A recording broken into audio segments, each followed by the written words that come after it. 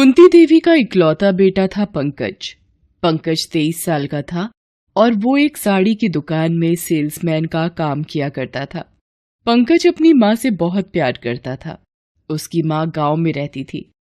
वो 10 दिन पहले ही पंकज की जिद पर गांव से उसके पास रहने आई थी, क्योंकि पंकज अपनी माँ की आंखों के मोतियाबिंद का ऑपरेशन शहर में ही कराना चाहता था। माँ, परसों मिली है आपके ऑपरेशन की तारीख। कुछ दिन बाद आप फिर से पहले की तरह देख पाएंगी। अरे क्या जरूरत है पैसे बर्बाद करने की।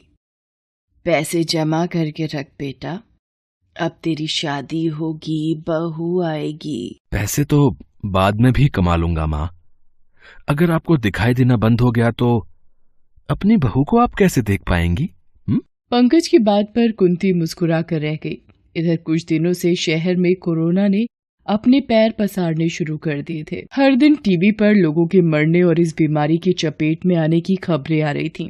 कुंती भी बहुत चिंतित थी, लेकिन पंकज को तो हर दिन काम पर जाना ही पड़ता था। पंकज साड़ी की दुकान पर बैठा है। उसके सामने कुछ औरतें बैठी हुई हैं। अरे क्या बात कर रही हैं बहन जी? ये जो पीस है ना, मार्केट में कहीं भी चले जाएंगे आपको नहीं मिलेगा। ऐसा क्या है इसमें? बहन जी, ये देख रही हैं?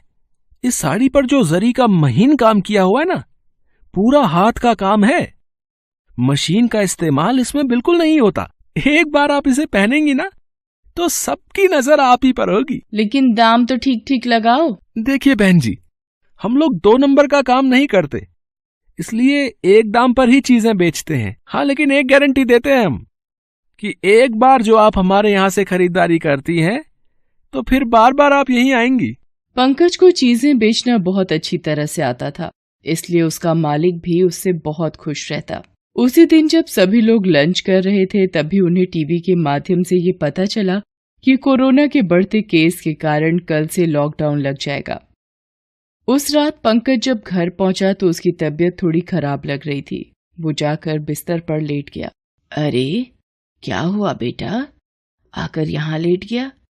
आज मैंने तेरी पसंदीदा खीर बनाई है। कुछ खाने की इच्छा नहीं है माँ। बदन बहुत दुख रहा है, लगता है बुखार भी है। देखूं तो। कुंती ने पंकज के सिर पर अपना हाथ रखा। सच में उसे बहुत तेज बुखार था। बुखार की कोई दवा है क्या बेटे? तुम्हें तो तेज बुखार है। अरे माँ, थी तो दवा, लेकिन पिछली बार ही खत्म हो गई थी।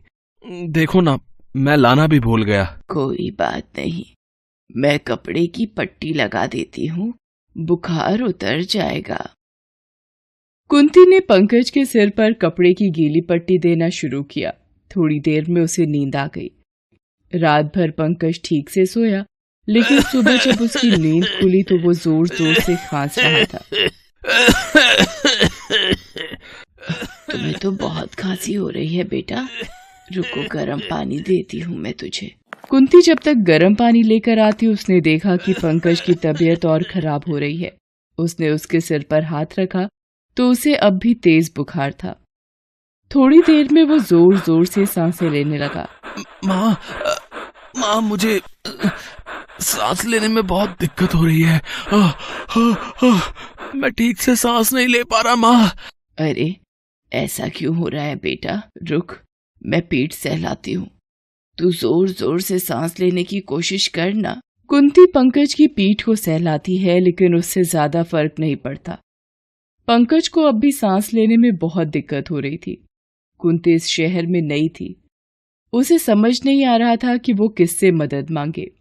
पंकज की आंखें बार बार बंद हो रही थीं। सब ठीक हो जाएगा बेटा, क्यों आंखें बंद कर रहे हो? माँ है ना पास में, मैं तुम्हें अस्पताल ले चलती हूँ। कुंती किसी तरह अपने बेटे को संभालती बाहर आई। लॉकडाउन के कारण सड़कें लगभग सुनसान थीं। उसे समझ नहीं आ रहा था कि आखिर वो अपने बेटे को अस्पताल कैसे ले जाएगी। तभी उसे एक गाड़ी आती हुई दिखाई दी। उसने हाथ के इशारे से उसे रोकने की कोशिश की, लेकिन वो आगे निकल गई।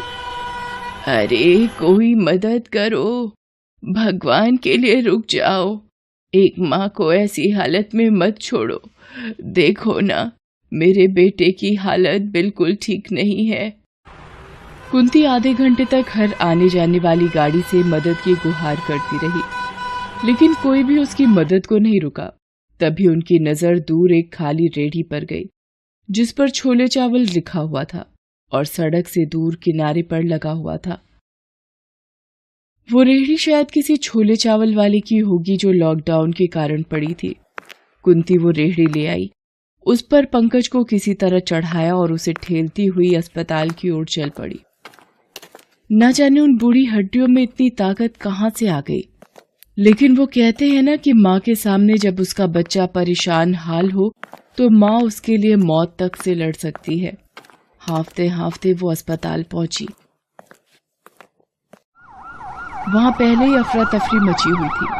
कोई इधर रो रहा था, कोई उधर, कोई इधर परेशान था तो कोई उधर, क्योंकि कोरोना ने शहर में तबाही मचा रखी थी। कुंती की नजर एक वार्ड बॉय पर गई। अरे बेटा, कोई मुझे बता दो डॉक्टर कहाँ मिलेंगे, मेरा बेटा बहुत बीमार है। अरे रे रे रे, अरे आप यहाँ कैसे घुसी चली आ रही हैं? देख नहीं रही यहाँ पर पहले से कितने रोगी हैं? माफ करना बेटा, लेकिन मेरे बेटे की हालत बहुत खराब है। यहाँ सबकी हालत खराब है, चुपचाप खड़े रहो यहाँ पर। जब तुम्हारी बारी आएगी तो आना, ठीक है?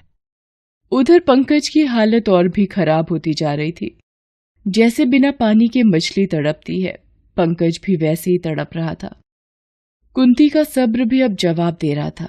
उसने वार्ड बॉय के पैर पकड़ लिए और कहा कि मेरे बेटे को अस्पताल में भर्ती कर लो, वो बहुत बुरी स्थिति में है। अरे अम्मा, तुम समझती क्यों नहीं? यहाँ एक भी बेड खाली नहीं है। सारे बिस्तरों पर कोरोना के मरीज हैं। कोरोना? हाँ, तुम्हारे बेटे को भी कोरोना के लक्षण हैं। वो तो उसे देखकर ही मुझे पता लग गया था। देखो, बिस्तर तो कहीं नहीं मिलेगा। इसके लिए ऑक्सीजन के सिलेंडर की व्यवस्था कर दो, नहीं तो शायद ये नहीं बचेगा, क्योंकि मैंने आपके बेटे जैसे कई मरीजों को ऑक्सीजन के अभाव में मरते हुए देखा है, इसलिए कह रहा हूं। वार्ड बॉय की बात सुनकर कुंती की आंखों में आंसू आ गए। उसका शरीर अनजाने भय से कांपने लगा। उसका चेहरा पीला पड़ गया। अरे बेटे, मैं इस शहर में नहीं हूँ। ये ऑक्सीजन सिलेंडर कहाँ मिलेगा? पहले तो यही मिलता था, लेकिन अब कहाँ मिलेगा ये तो बस भगवान ही जानते हैं, बस बता रहे हैं। कुंती अस्पताल में हर किसी से ऑक्सीजन सिलेंडर के बारे में पूछने लगी। उसकी हालत पागलों की तरह हो गई थी। किसी ने बताया कि यहाँ से 40 किलोमीटर दूर ऑक्सीजन सिलेंडर मिल सकता है, लेकिन 25,000 रुपए खर्च करने पड़ेंगे। इतने पैसे कुंती के पास कहाँ थे? उसने रोते हुए ऊपर देखा और कहा, महादेव, ऐसा मत करिए, मेरे बुढ़ापे के सहारे को मत छीनिए। बहुत कम उम्र में आपने मेरे पति को बुला लिया। मैंने आपको कुछ नहीं कहा। जीवन में कई तकलीफें चुपचाप सही, लेकिन अब मैं और दर्द बर्दाश्त नहीं कर पाऊंगी। वो महादेव से प्रार्थना कर ही रही थी कि एक आदमी दौड़ता हुआ उसके पास आए और कहा, माँ जी, आपके बेटे का शरीर में कोई हलचल नहीं हो रही है, वो बिल्कुल शांत पड़ा है। माँ जी, आप जल्दी आइए। ये सुनकर कुंती भागी भागी पंकज के पास गई। सच में पंकज का शरीर शांत हो गया था। अब उसमें कोई भी हलचल नहीं थी। माँ जी, लगता है आपका बेटा अब नहीं रहा। कुंती ये शब्द सुनते ही दहाड़ी मारकर रोने लगी। पंकज, पंकज उठना बेटा, मेरा ऑपरेशन अब कौन कराएगा? तेरी बहू को मैं कैसे देखूंगी?